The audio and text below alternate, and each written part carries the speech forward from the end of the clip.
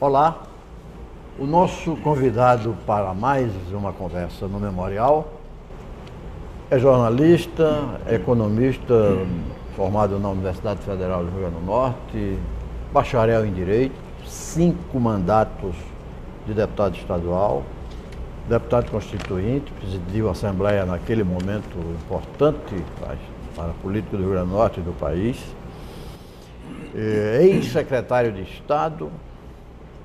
Antecipados agradecimentos pela presença, deputado Nelson Hermógenes Medeiros Freire. De onde vem seu Medeiros? É lá do Seridó, deputado? Do Seridó. Lá do Seridó, antepassados bem distantes, lá do Jardim do Seridó, e o Freire de Macaíba. Na verdade, o Freire é de Canguaretama, mas que os meus avós se radicaram aqui em Macaíba e a família Freire passou a ser também uma referência na vizinha cidade de Natal. A TV Assembleia também convidou o jornalista Joaquim Pinheiro para esse bate-papo. Seja bem-vindo, Pinheiro. Obrigado pela presença. Obrigado, é um prazer estar aqui, né? O deputado é todo seu. Cumprimentar o deputado Nelson Freire, que a gente teve uma convivência, né, salutar durante vários anos, né? Eu na condição de jornalista e Nelson na condição de vereador já naquela época e de deputado estadual também, né? É um prazer entrevistar e agradecer a Luísio pelo convite de participar do programa Conversa no Memorial. Eu inicialmente perguntaria a Nelson como foi que você entrou na vida pública, Nelson? Você que já tem o DNA da política, né? Inicialmente foi vereador e depois deputado. Mas no iniciozinho, como é que você decidiu, por que decidiu entrar na vida pública? Antes de lhe responder, eu quero cumprimentar a Luísio Lacerda, agradecer pelo convite. Quero cumprimentar você, Joaquim Pinheiro, que você vivenciou comigo muitas coisas, mas eu quero fazer um depoimento bem rapidinho de elogio pela ideia de se criar o memorial, em primeiro lugar, em primeiro plano. O memorial hoje é uma realidade para toda a comunidade potiguar. Estudantes, alunos, professores, hoje tem aqui na nossa Assembleia, no nosso memorial, um retrato da história do Rio Grande do Norte e também do Legislativo Potiguar. Eu quero louvar isso, bem como louvar também esse programa especialíssimo que resgata memórias de políticos que já deram sua contribuição para o Estado. Parabéns. Essa foi uma janela aberta pela TV Assembleia para que parlamentares como o senhor oferecesse o testemunho oral, que é muito forte. Sem dúvida.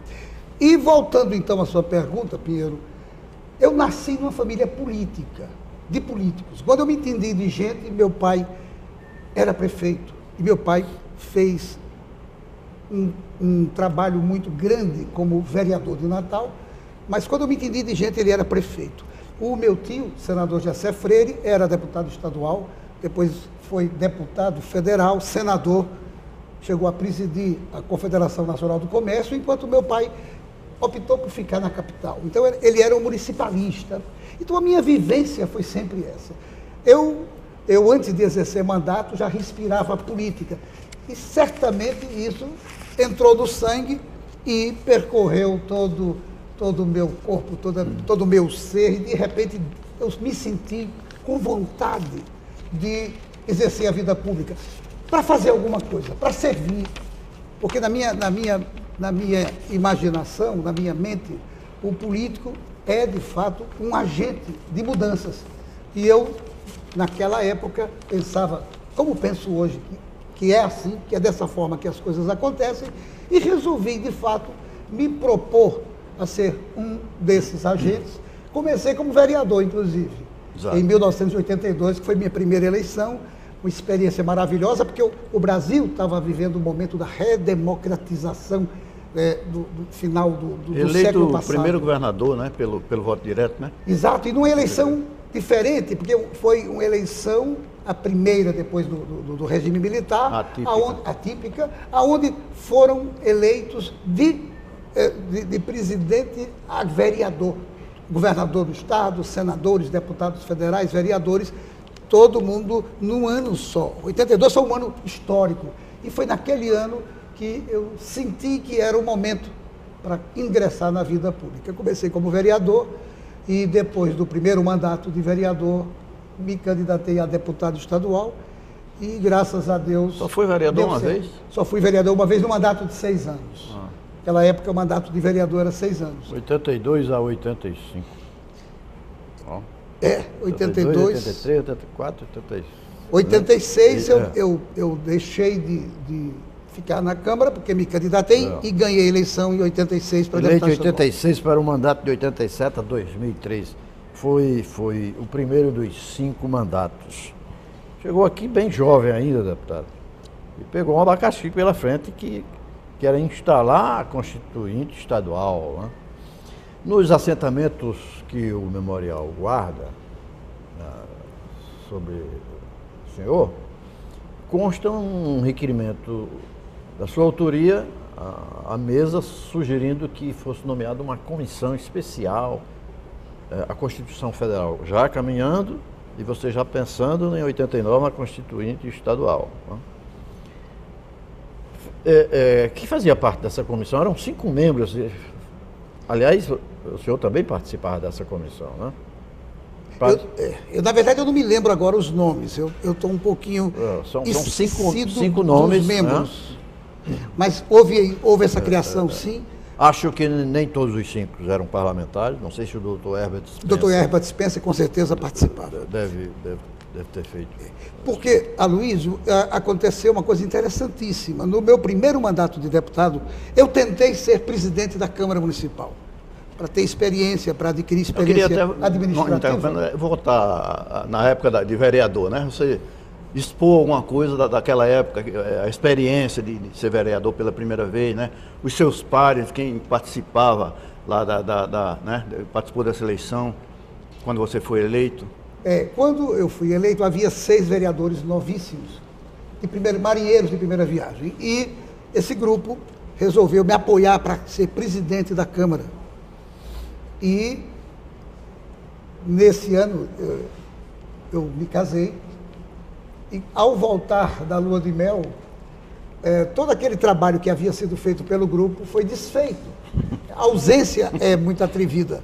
E o fato é que, ao não estar presente, ensejei que eles conversassem e mudaram de ideia. Teve um vereador colega que, de fato, ao voltar, disse: agora o candidato sou eu.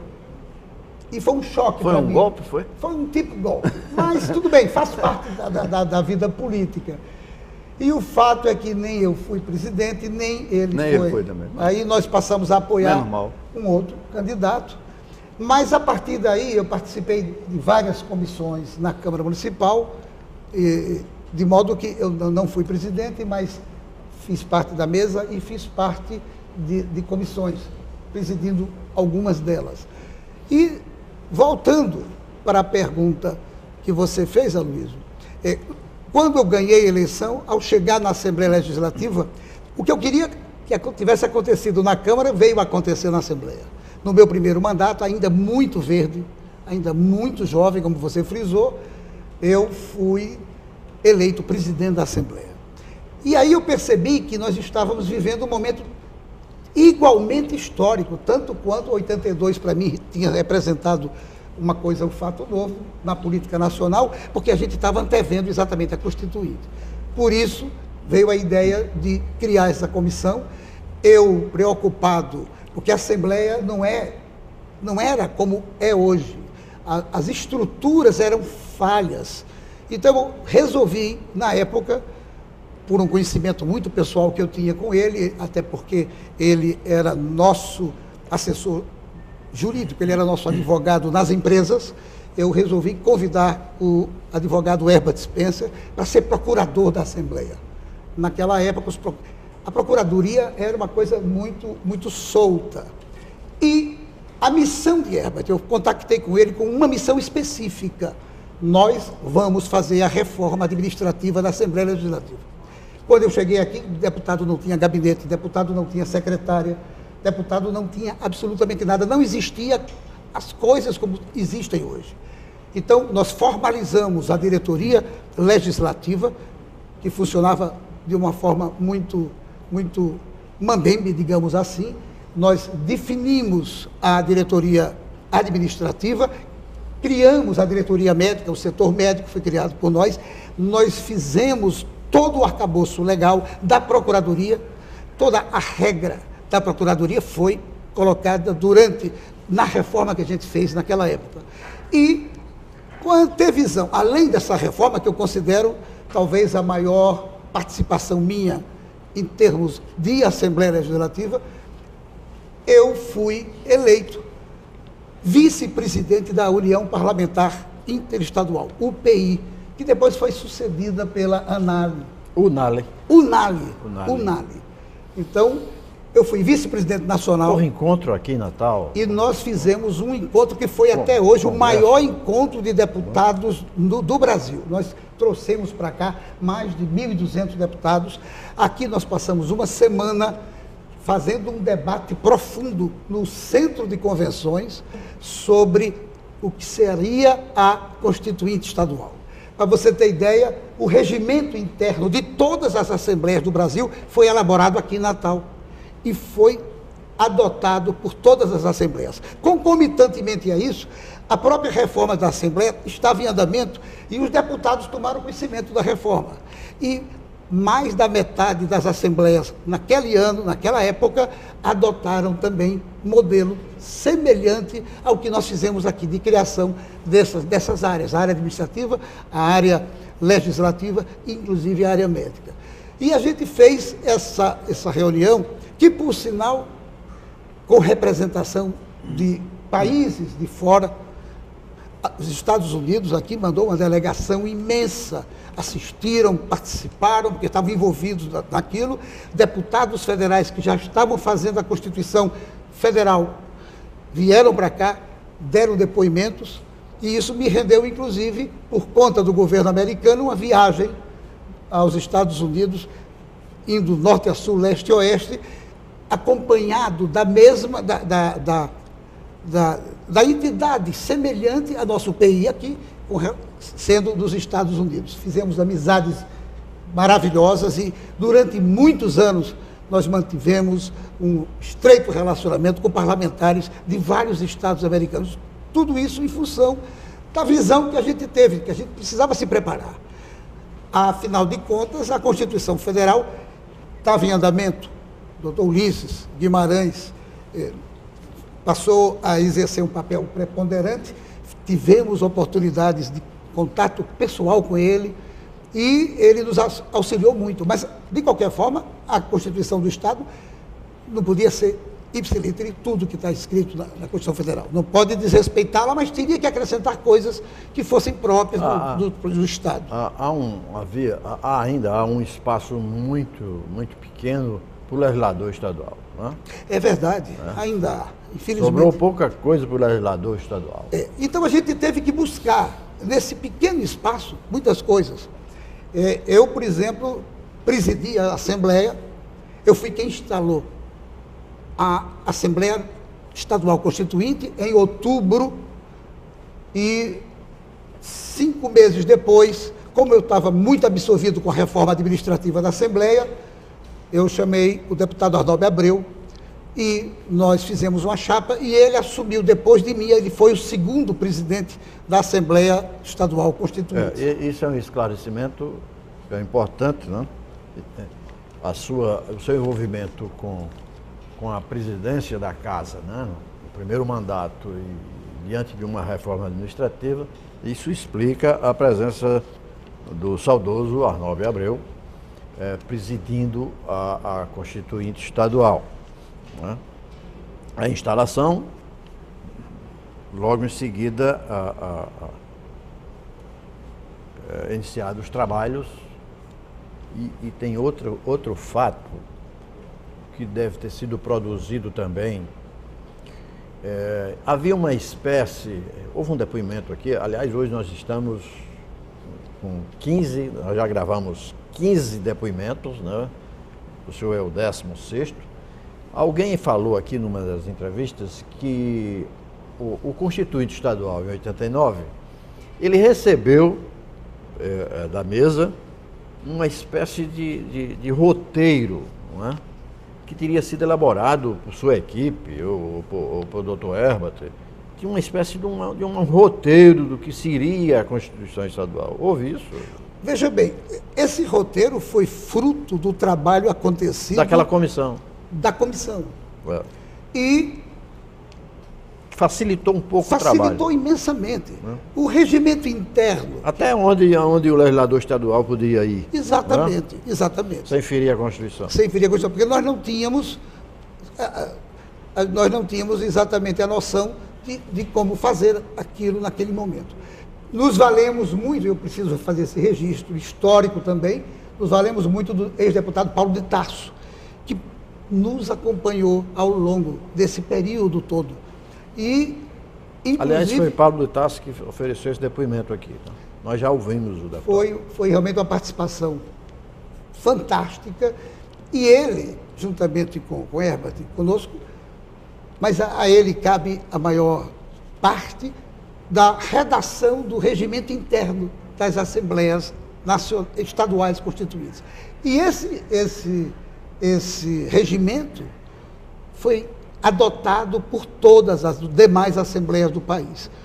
Então, na verdade, era um momento novo. Essa Constituição está em vigor ainda, Nelson?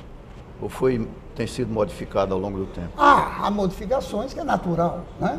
Até por força da modificação lá de cima, lá da lei maior.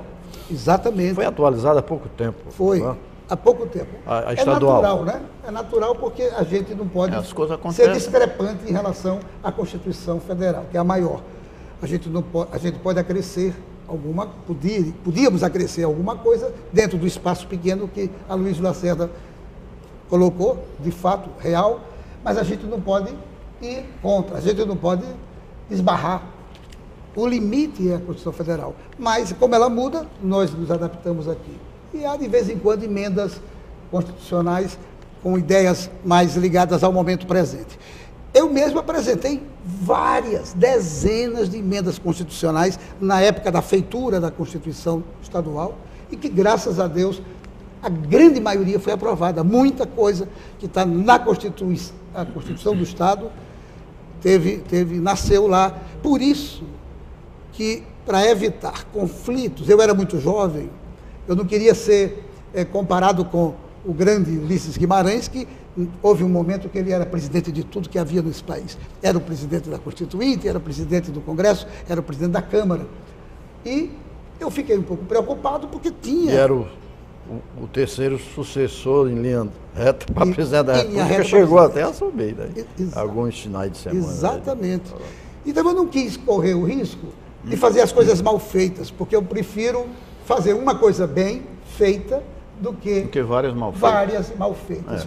Aí nasceu a candidatura de Arnaldo Abreu, que era um grande amigo meu, de saudosa memória também, um grande parlamentar, foi um grande colega, e eu achei por bem assumir a Comissão de Desenvolvimento Econômico e Social.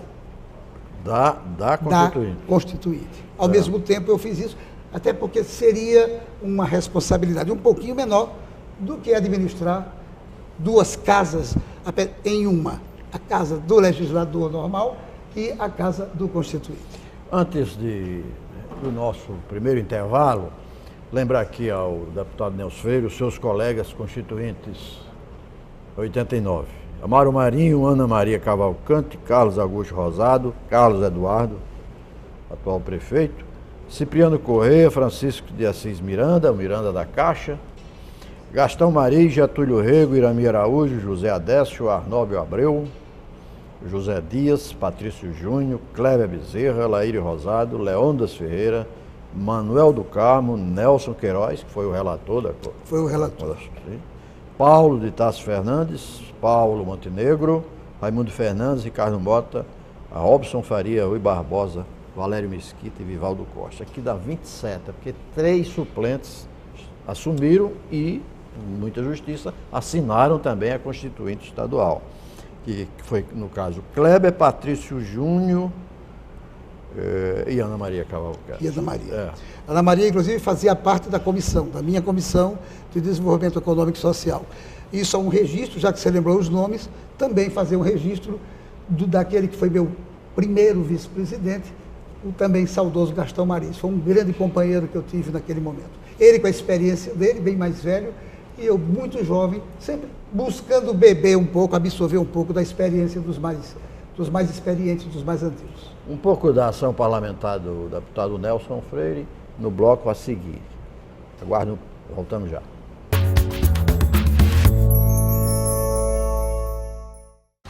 Vencendo as barreiras com trabalho e educação, ir além dos limites é a nossa vocação. Vai crescendo e aprendendo, fazendo com o coração, em cada gesto um sonho, em cada um cidadão. Vai. Conheça a PAI de sua cidade. Ao abrir as mãos da solidariedade, a sociedade cultiva a esperança em nossas crianças.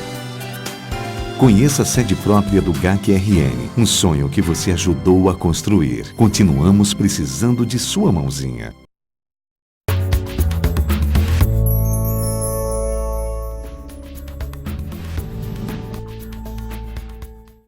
O programa Conversa no Memorial, além de inaugurar hoje um novo cenário, conversa hoje com o deputado Nelson Freire. Deputado, as demandas, nos seus assentamentos aqui no Memorial Legislativo, há algumas demandas que a gente percebe que o senhor trouxe lá da Câmara Municipal, né? Demandas nos bairros de Natal, na área de segurança, PM Boxes em vários bairros, saneamento, pavimentação de ruas, né?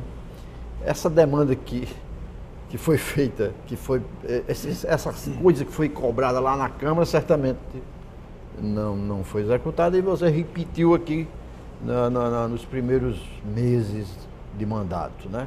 Era um vereador de luxo, então. Luiz, o detalhe é o seguinte, eu fui o segundo vereador mais votado em 82, em Natal. Está explicado. Eu passei a ter uma obrigação real com a cidade e os 4 anos de mandato como vereador, eu, de fato, vasculhava todas as necessidades dos bairros. Eu fui votado em todos os bairros da cidade. Concomitantemente, me tornei vice-presidente da Averne. Na época existia a Averne, Pinheiro se lembra disso, e foi a parte que... Associação dos Vereadores do Rio Grande do Norte. Foi exatamente aonde eu comecei a interiorizar a minha ação política. Mas Natal, por isso, pela votação expressiva que eu tive, ela carecia do meu cuidado. E algumas coisas foram feitas enquanto eu fui vereador e outras o tempo foi curto e não consegui obter sucesso. Claro, na minha eleição de 86 para deputado estadual, Natal correspondeu maravilhosamente bem. Foi a maior parte da minha eleição, mais de 50% do número de votos que eu tive veio de Natal. Vieram de Natal esses votos.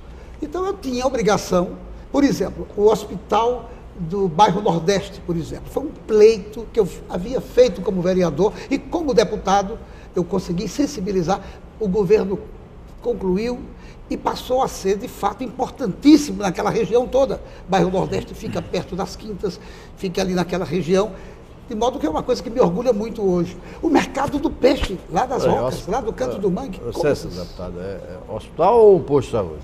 Hospital. Posto de saúde. Posto de saúde do bairro Nordeste. Mas só que é tão grande, é bacana, de fato é um posto de saúde na época, muito avançado para a época. Então foi por isso, várias outras coisas que a gente fez. Eu me lembro muito essa foi vereador, mas que foi, aqui na Assembleia, foi dado uma dimensão maior. Renovada a cobrança. Renovada a cobrança. Nós fizemos a lei que instituiu a obrigatoriedade de se fazer teste do pezinho em crianças recém-nascidas. Era uma coisa, foi importantíssimo isso, porque o teste do pezinho era uma novidade, e com esse teste, as crianças recém-nascidas tinham possibilidade de ser detectadas doenças inatas do metabolismo antes delas surgirem efetivamente e terem desdobramentos ruins para a criança e para a família. E outras coisas desse tipo que a gente trouxe para cá, em função dessa vinculação que eu tive com o Natal. Natal sempre foi o grande esteio. E, em segundo lugar, foi o Seridó. Foi o nosso Seridó, que eu, graças a Deus, durante todo o período que eu permaneci nativa, eu sempre tinha uma votação muito bonita, principalmente no Seridó Oriental. Nelson, pelo fato de você ter sido um vereador bastante atuante em Natal, identificado realmente com a população, seu nome foi ventilado em algum momento para você ser candidato a prefeito de Natal? Foi, Me parece que foi. Foi. Por 2 vezes, por 2 momentos, foi pensado, foi falado. O detalhe é que eu era muito jovem. Então, eu era muito jovem, estava querendo fazer uma carreira estadual. Eu tinha uma visão um pouco diferente naquele momento, por isso que talvez não tenha acontecido. Eu quis ser deputado federal depois do meu primeiro mandato de deputado estadual, mas houve o advento da morte do meu primo, Gessezinho, e a vontade do irmão Fernando Freire de se candidatar. E isso criou um grande problema familiar, que ao final foi solucionado, e eu continuei o meu mandato de deputado estadual, e ele foi deputado federal pela primeira vez, já em 1990. Mas, na verdade, eu estava com os olhos voltados já para o interior. Na minha concepção, meu trabalho parlamentar, tanto na Câmara como na própria Assembleia, naqueles 2 primeiros mandatos, já tinham sido bem suficientes no sentido de observar a capital. Mas talvez tivesse sido bom eu ter passado por essa experiência, que eu gosto de administração. Eu me sinto muito bem quando administro. E isso, toda a minha vida, a gente percebe isso do lado do empresário que fui, que continua a ser. Então, acho que faltou isso para o meu currículo, realmente. Aliás, Pinheiro, nos assentamentos, voltando aos assentamentos do deputado aqui no Memorial, há vários títulos de cidadão em vários municípios. Você já estava de olho num voo mais alto, não? Sem dúvida. Que acabou de revelar, era a Câmara Federal. Sem dúvida, sem dúvida. Disputava com o nosso amigo Paulo Macedo, a quantidade de títulos de cidadão. É verdade, foram muitos, dezenas e dezenas de municípios. Primeiro deles foi em Mossoró, foi uma festa, quando eu recebi o primeiro título, com honras e pompa e circunstância na cidade de Mossoró. Ainda ouvi o discurso do edil histórico desvirrosado, uma festa maravilhosa, recepcionando o deputado Nelson Freire. A partir dali, foi uma sequência, foi muito bom. Eu me sinto orgulhoso disso, sem dúvida alguma, pelo reconhecimento da classe política da época em me proporcionar essas honrarias. Isso a gente guarda realmente com a recordação muito carinhosa, essas coisas. E, na verdade, você tem razão, a gente tinha um plano de voo. O plano de voo passava, em primeiro lugar, pela Câmara Federal, e daí tudo poderia acontecer. Como não aconteceu a Câmara Federal, ficamos aqui na Assembleia por 5 mandatos. Na sua atuação parlamentar como deputado, eu tive conhecimento que você foi responsável por um projeto de criação do município Serra do Mel. Isso procede? Procede. Como é que se deu? Aliás, Nelson foi um período filiado ao PDT do ex-governador Cortes Pereira. Né? Pois é, eu fui do PDT. Você saiu do PPB para o PDT. Para o PDT, exatamente.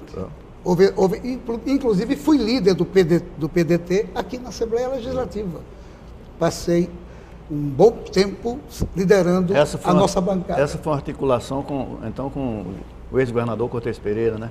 Que foi um visionário, né? E que, inclusive, eu acho que o Rio Grande do Norte comete uma injustiça muito grande, porque não me consta nada no Rio Grande do Norte com o nome de Cortez Pereira. O ex-governador Cortez Pereira me procurou em meu gabinete. Nós éramos amigos, eu sempre fui amigo dele, embora a idade fosse bem distante, diferente um do outro, mas ele tinha um respeito por mim, eu tinha um respeito muito grande por ele. E ele me colocou a ideia que ele estava tendo de criar Serra do Mel. Para criar o município, ele me mostrou... Ele era governador? Ele não era mais governador. Não era governador. Ex-governador. E nós conversamos, eu pedi a minha assessoria para analisar toda aquela parte técnica que ele me apresentou. Demorou muito tempo isso acontecer, bem fundamentado, mas precisava do projeto de lei. E ele achou que a pessoa indicada para fazer a apresentação do projeto era exatamente o deputado Nelson Freire. Eu me senti muito honrado com a escolha dele e, de fato, coloquei o meu pessoal de apoio técnico para estudar, e o município de Serra do Mel foi criado graças a um projeto de minha autoria, a pedido ou por sugestão do ex-governador Cortez Pereira, que eu concordo com você. Realmente, Cortez Pereira foi um visionário, ele fez um governo pensando no futuro, talvez tenha até esquecido um pouco de fazer política de forma mais consistente, e por isso teve problemas, mas precisa ser revisitada a história dele, a memória precisa ser lembrada. Luiz. 13 de maio de 1988, a data de fundação do município. Mas, deputado, voltando à sua ação parlamentar,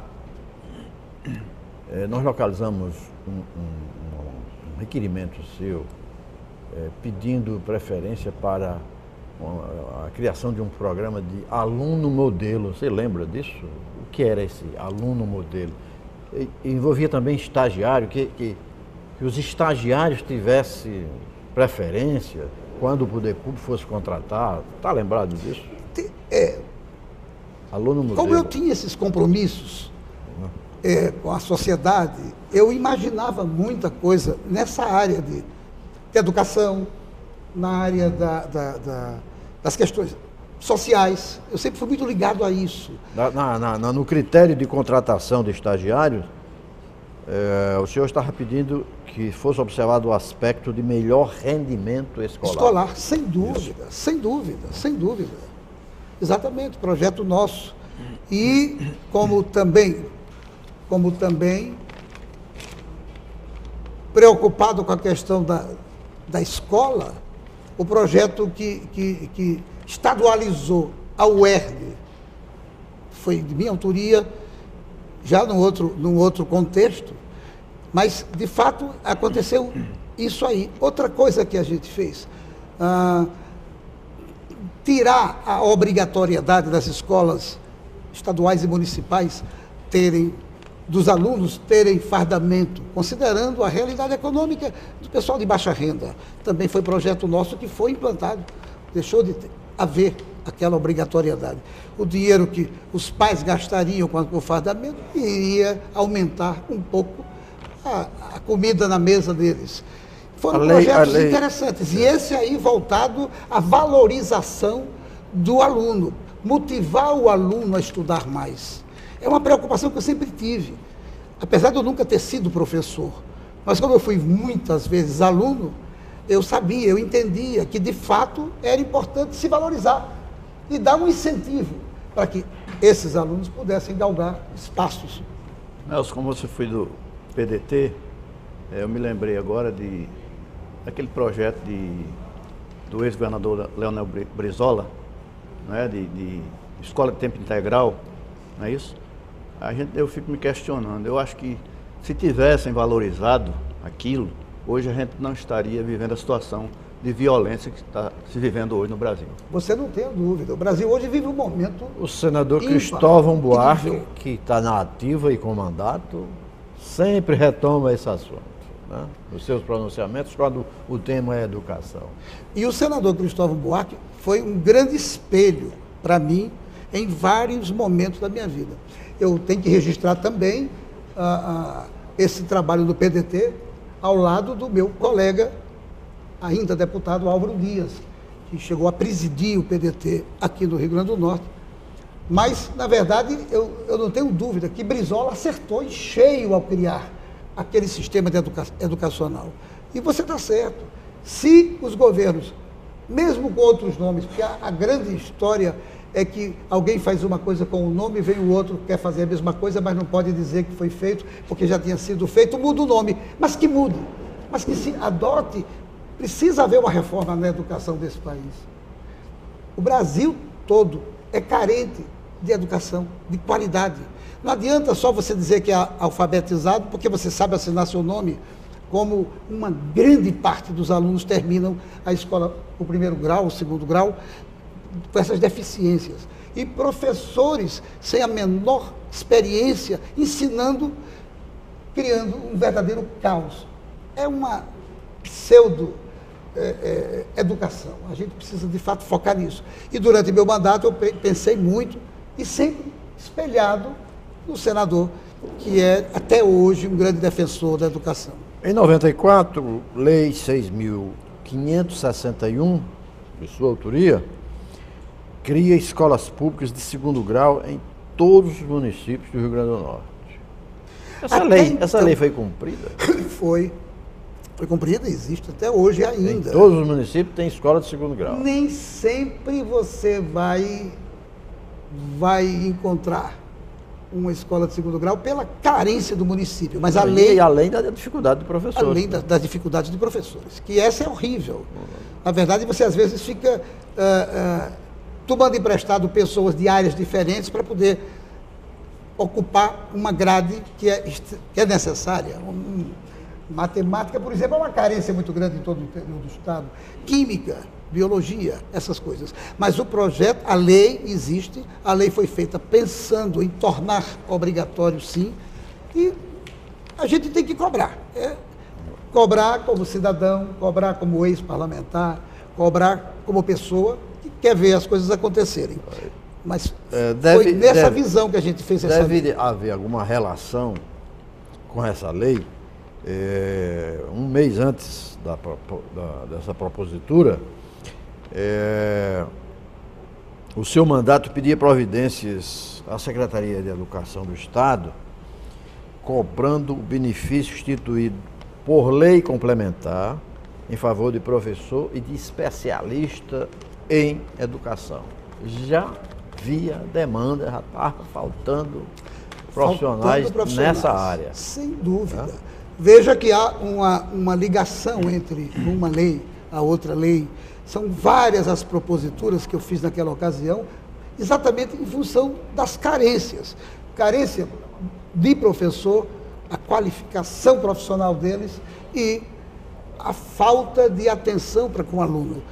Todas essas leis que você frisou aí foram, de fato, elaboradas com esse objetivo. Uma coisa que me chamou a atenção, Nelson, a lei, você criou a lei do Leão Potiguar, o que é isso? Deve ser Lions. Aí né? é Lions Clube. É o Dia do Leão, né? O Dia do Leão. O meu pai, José Pinto, foi um dos fundadores do Lions Clube aqui do Rio Grande do Norte. E eu, filho de Leão, Leãozinho deputado, eu disse, eu vou brindar, vou dar de presente a papai e aos leões, os companheiros leões, que eu também sou leão.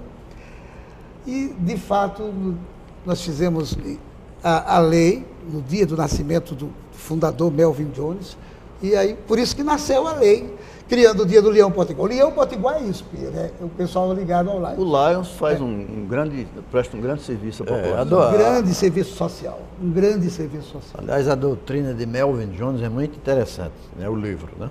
Exato, sem dúvida. Ainda em educação, você ainda é membro do Conselho Estadual da Campanha Nacional de Escolas da Comunidade? Não, eu fui durante muito tempo. Também grande serviço. Que prestava um grande serviço. Nessa época eu tinha aqui o meu chefe de gabinete, Dr. Misael Barreto, que era membro dessa entidade. É o professor Laércio Segundo de Oliveira também, que foi secretário de Educação. Também. E aí me convocaram, e eu sempre ligado a essa área de educação, mesmo sem ter sido professor, mas preocupado com isso. E de fato assumimos isso. E teve bons resultados, muitos resultados interessantes. Alguns municípios passaram a ser orientados e ter escolas exatamente dentro desse sistema, que era um professor, eu não me recordo agora o nome dele, do Paraná, que foi quem criou, foi quem inventou, um potiguar, que foi para o Paraná e fez esse trabalho belíssimo que até hoje a gente se lembra. As escolas da comunidade. Escolas da comunidade. Aqui houve várias reuniões com pessoas de outros estados também sobre esse assunto. Deputado, na área da agricultura, isso aqui fica para o próximo bloco, né? O terceiro e último bloco da nossa conversa, há um requerimento seu, lá em 88, pedindo informações ao governo do Estado, querendo saber a posição do Poder Executivo sobre a cobrança de correção monetária embutida nos financiamentos do programa Sertão Novo. Se eu não estou enganado, isso é a área de irrigação? Área de irrigação. Aquela instalação dos pivôs centrais. Mas a gente comenta daqui a pouco no retorno. Até já.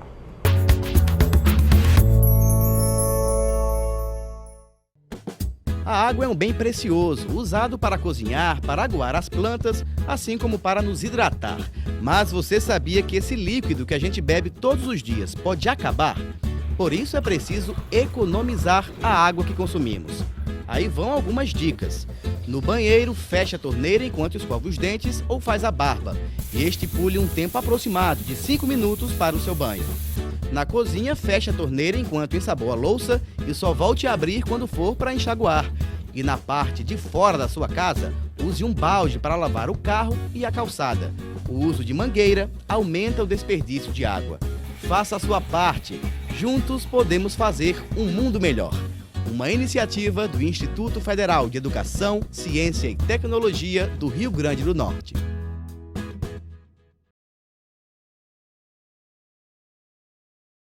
Foram usadas as cores de muitos continentes para pintar o brasileiro. As cores da África, da Europa, as cores das Américas, da Ásia. Mas se a nossa diversidade deve ser celebrada, por que crianças que nascem diferentes não têm direitos iguais? Crianças não nasceram discriminando. Participe. Cada um de nós pode garantir um país mais igual e sem discriminação para elas. Valorizar as diferenças na infância é cultivar igualdades. Uma campanha do UNICEF contra o racismo.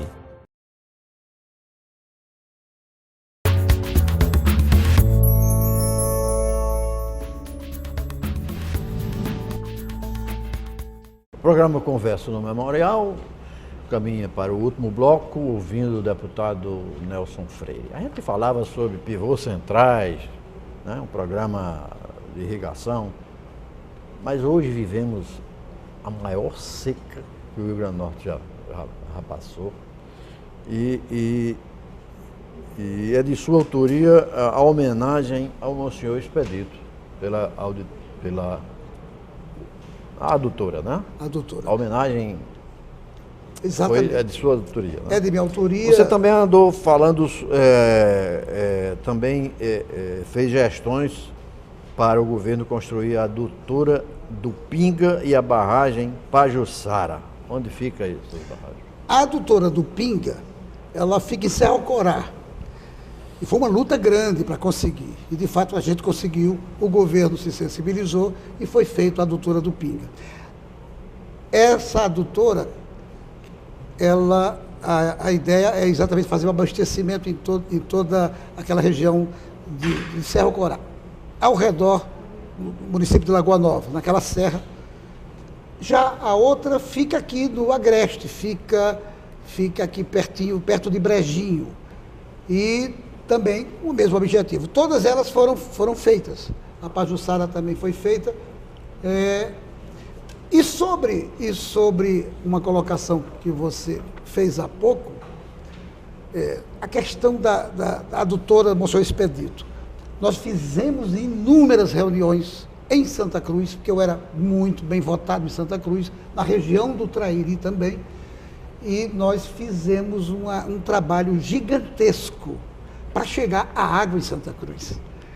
E, pelo empenho, pelo trabalho de Monsenhor Expedito, vários parlamentares entraram na luta também, mas o projeto que deu o nome de adutora Monsenhor Expedito é de minha autoria, realmente. Pelo envolvimento que eu tinha também nessa área, com as preocupações e com a região, que me dava um apoio político muito significativo naquela Aproveitando esse assunto aí da seca, eu perguntaria a Nel o seguinte: você não acha que os governos, principalmente o governo federal, está subestimando esse problema da crise hídrica? E a alternativa, na sua visão, é construção de barragens mesmo, poços tubulares, ou vai ter que se partir para a água do mar, para a dessalinização da água do mar? Eu acho que no século XXI, na verdade, lá para a segunda metade, se hoje está havendo guerra no mundo todo por conta do gás e do petróleo, vai acontecer guerra por conta da água. A gente ainda não está vivendo muito, esse é só um ensaio. O que eu acho é que falta, de fato, política pública do governo federal. E, por conseguinte, falta condições materiais para que os governos estaduais encampem propostas mais sérias. Veja, a questão da transposição do São Francisco, esse negócio está andando a passo de cágado. Era algo pensado durante tanto tempo e está demorando, está demandando tempo, está demorando tempo. As coisas no país demoram demais. Então, eu acho que falta uma política pública sobre a questão da distribuição da água, porque, de repente, você falou, tem que se virar fazendo dessalinização da água do mar. Os dessalinizadores são caros. Vai ser um custo infinitamente maior. Eu creio, apesar de eu não ser expert nisso, mas eu creio que o que está faltando é políticas públicas mais objetivas. O Rio Grande do Norte está passando pela pior crise hídrica da história. É uma lástima ver o Siridó seco, o Itãs quase sem água. Você vê lá em Acari, que aquela coisa linda que era, hoje você não vê mais nada, você só vê um punhadinho de água no leito. Gargalheiras. Gargalheiras, é uma coisa que dói no coração da gente. Por isso que eu não sou especialista no assunto, mas eu questiono isso. Como se construir barragens, açudes, se não chove para armazenar água? O problema, eu acho que, por exemplo, veja o Apodi. Apodi tem água, uma quantidade imensa de água no subsolo. Essas águas não são utilizadas. A gente fica teimando em determinadas coisas. Eu acho que a questão de poços profundos é fundamental. Houve até recentemente um tratado entre o governo do Rio Grande do Norte com uma entidade da Rússia.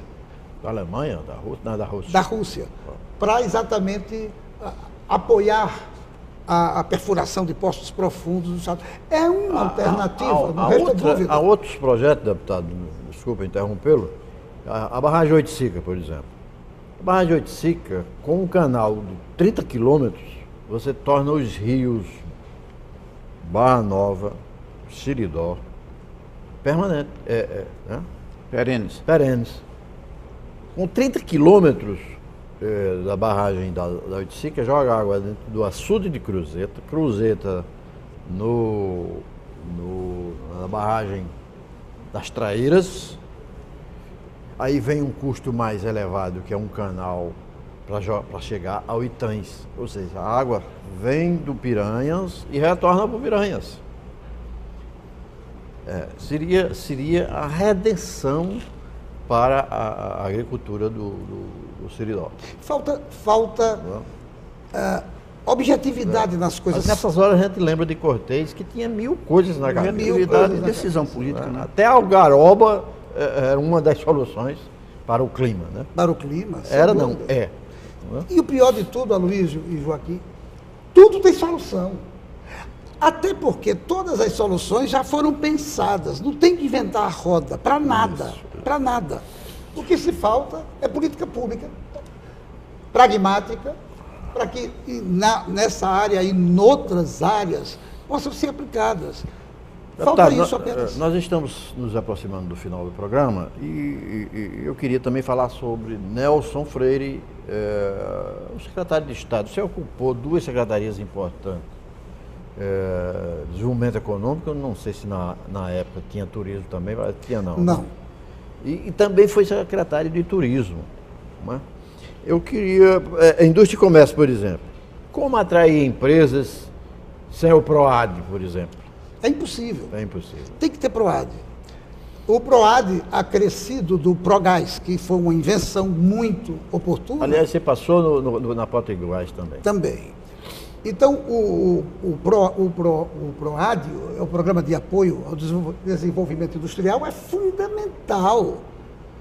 O empresário tem aquele alento da isenção e, de forma legal, acresce a isso o uso do gás natural, que vai melhorar a qualidade da produção dele e, ainda por cima, o custo é infinitamente menor. São coisas que têm que andar atreladas. Além disso, no meu tempo havia uma política de incentivo de doação de terrenos para indústrias virem se estabelecer aqui.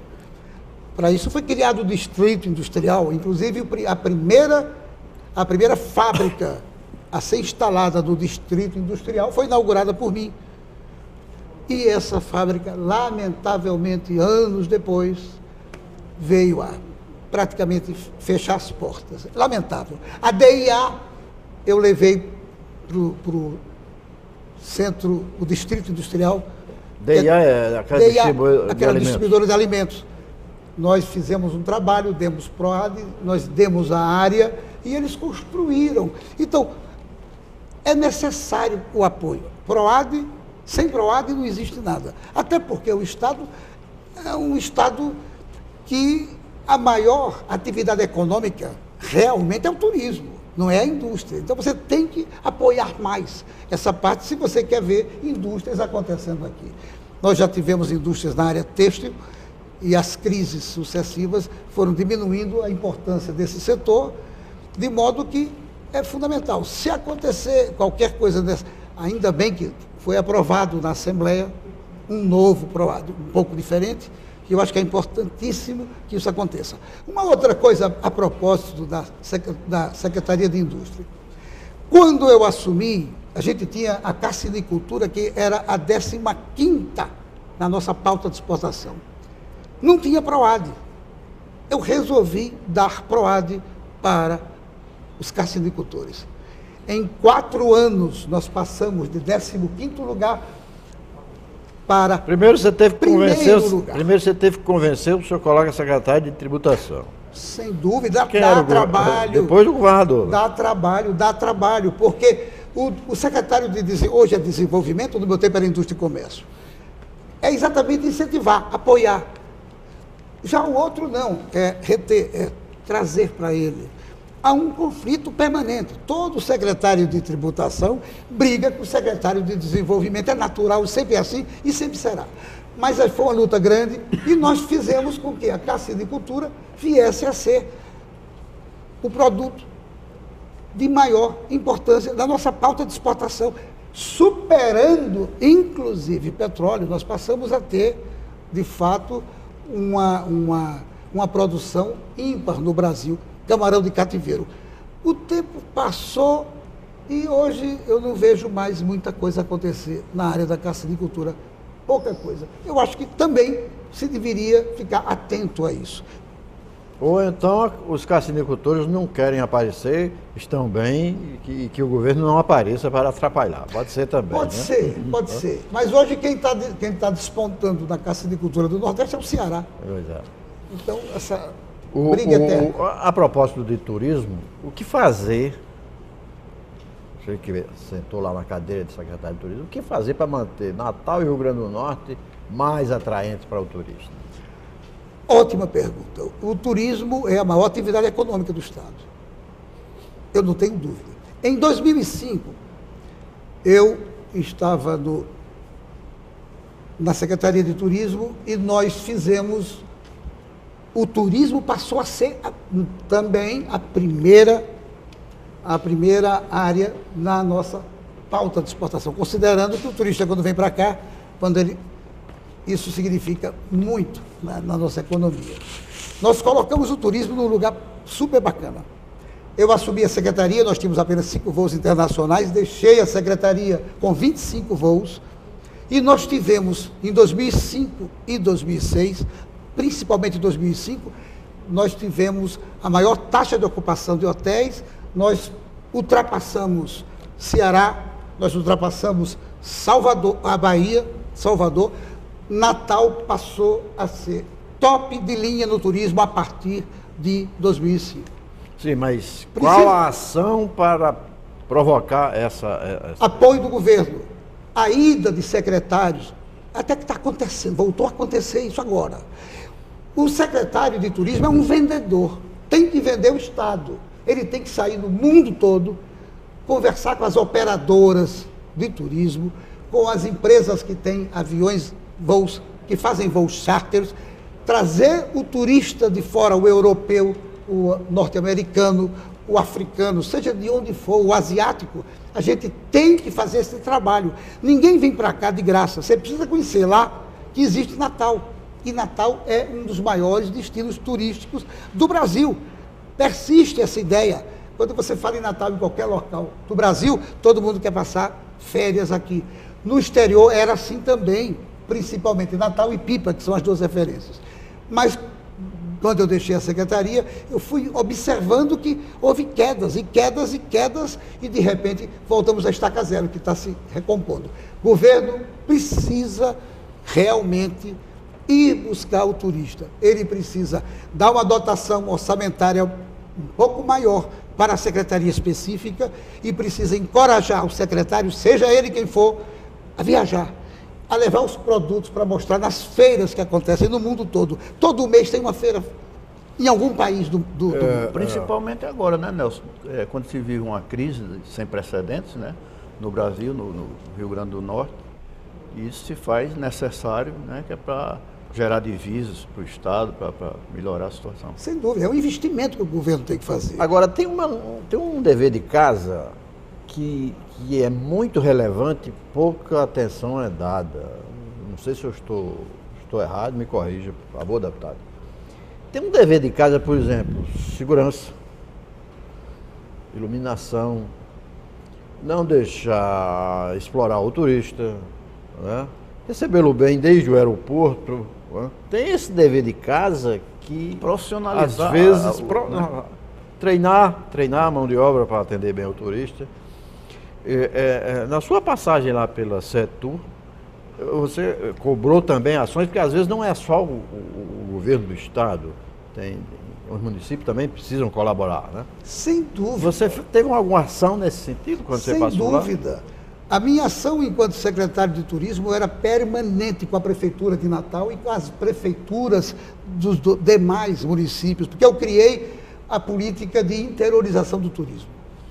Nós criamos o Polo Costa Branca, nós criamos o Polo Turístico do Seridó, foi na minha época, uma parceria maravilhosa com o Sebrae, e nós oficializamos o Polo Costa das Dunas, que é o polo onde o litoral nosso, de Canguaretama até Touros, incluindo Natal, participam. Ele foi institucionalizado efetivamente, foi legalizado na minha gestão. E esses outros 2 seguindo essa política de interiorização. A gente promovia mensalmente, quase, reuniões desses polos turísticos com os prefeitos das regiões, do Seridó, lá em Areia Branca, naquela área, daquela região, todos os municípios vizinhos, Macau, etc. E a gente mostrava a necessidade das prefeituras ajudarem, mantendo as cidades limpas, a iluminação que é fundamental. Aliás, o turista tem horror a lixo e a mosca, né? Sem dúvida, ele vem de outra realidade e a gente aqui mas não pode espanta teimar. mesmo. E a minha briga durante 3 anos e pouco que eu passei frente à Secretaria de Turismo aqui em Natal era permanente. A iluminação. Eu passava na via costeira, por exemplo, tinha uma luz apagada. Eu ligava para a secretária e só sossegava quando eu passava novamente e via a luz acesa. Sujeira. Tinha que permanentemente, uma vez por mês, a secretaria própria do município fazer a limpeza na via costeira. Ali está o nosso cartão postal, Ponta Negra. Ali estão a maior parte dos hotéis da nossa cidade. Aliás, a via costeira é quase uma terra de ninguém, porque é uma rodovia estadual, né? Pois é, mas isso a me dava iluminação trabalho. é municipal. É verdade. Mas eu consegui sensibilizar tanto o DR Certo. como a própria prefeitura mesmo. A prefeitura realmente passou a ficar mais atenta, mesmo sendo uma RN, ela ia fazer a limpeza pública. Tem que ser assim. Deputado, estamos chegando ao fim do programa, mas eu queria perguntar, o compositor e o escritor, você ainda compõe? Qual foi o último disco gravado? Qual foi o último livro lançado? Tem algum livro no prelo? O compositor e escritor nasceu antes do político, antes do empresário. Aos 15 anos eu acordei na casa da minha mãe com uma música na cabeça. E fui para a cozinha, real essa história, e fiz a minha primeira composição. A partir daí, quando eu entrei na universidade, comecei a mostrar as minhas músicas e participava de fato de festivais aqui, fora daqui, na Paraíba, Pernambuco, vários estados vizinhos. Então foi uma sequência de coisas, só que obviamente eu optei para que a música fosse apenas o lazer. Opção absoluta, porque a política estava em primeiríssimo lugar na minha vida. Então passei a fazer músicas, eu compus até hoje algo próximo de 300 músicas, tem 4 discos gravados, produção com músicas para a Casa do Bem, que existe lá em Mãe Luísa, juntando compositores, juntando artistas daqui, da cidade, para ajudar aquela instituição. Ao todo são 5 CDs, tem 3 para serem lançados. O compositor e o poeta, juntamente aí com Diógenes da Cunha Lima. Maravilhosa parceria com ele. Grande parceiro, Esse projeto já foi executado? Já, mas já vai ter o segundo. Próximo ano vamos ter o segundo volume, com músicas novas. E mais 2 outros. Só composição, letra e música minha. Além dos CDs, eu escrevi 3 livros. O primeiro livro, eu recém saído quase entrando na política. Pouco tempo depois de ter terminado o curso de Economia, escrevi um livro sobre economia do Nordeste, a realidade econômica do Nordeste. E eu tive a grande alegria de ver esse livro sendo referência para vários escritores americanos chamados brasilianistas, que adotaram algumas passagens do meu livro para colocarem nos livros que eles produziram lá mesmo nos Estados Unidos. Depois desse, foi muito árido, porque era economia pura, tratando daquela época. Você frequentava a academia ainda, né? Já tinha saído do curso de economia. Já. Mas eu participava de na cursos. Iniciativa privada, não? Eu me dediquei muito à microeconomia depois disso, mas até então era uma visão mais global e esse livro focava a região Nordeste como um todo. O problema de Sudene, o problema das leis de apoio às indústrias e tudo mais. Aí depois dessa veio o romântico. Aí eu fiz um livro onde eu pensei algumas dessas letras de música e escolhi as 100 melhores, e escrevi um livro que de fato foi dividido em 2 partes. Uma parte na área de amor, músicas mais românticas, e uma outra realidade do nosso estado. Eu sou muitas músicas e muitas letras minhas, muitas poesias mostram o Rio Grande do Norte, fala das coisas da nossa terra. E esse livro chamou-se Som das Palavras. Foi muito bacana, muito bem aceito pela crítica, esgotou rapidamente esse livro. E o terceiro foi uma coletânea de causos, algumas que eu vivenciei e outras que eu ouvi falar na época que estava em pleno mandato de deputado. Esse terceiro título chamou-se Quem Souber que Conte Outras. 3 outros livros também, igualmente com CD, tem 3 livros no prelo, inclusive, estou esperando que passe mais um pouquinho de tempo para poder a gente editá-lo. Nelson, o que é que dá mais prazer? Ser escritor, compositor, político? São coisas diferentes. O prazer do compositor e do compositor e do escritor é um prazer, como se você ser pai, ter um filho. Aliás, você vai ser avô, né? Você é avô, já sou avô. Já é avô. Sou avô de 2 netos e você é avô novamente agora do 3º. Mas o prazer da política é especialíssimo. Ele começaria tudo de novo. Começaria tudo outra vez, se precisasse. Piero, muito obrigado. Muito obrigado pela sua presença aqui, dividir conosco esse agradável papo com o deputado Nelson Freire.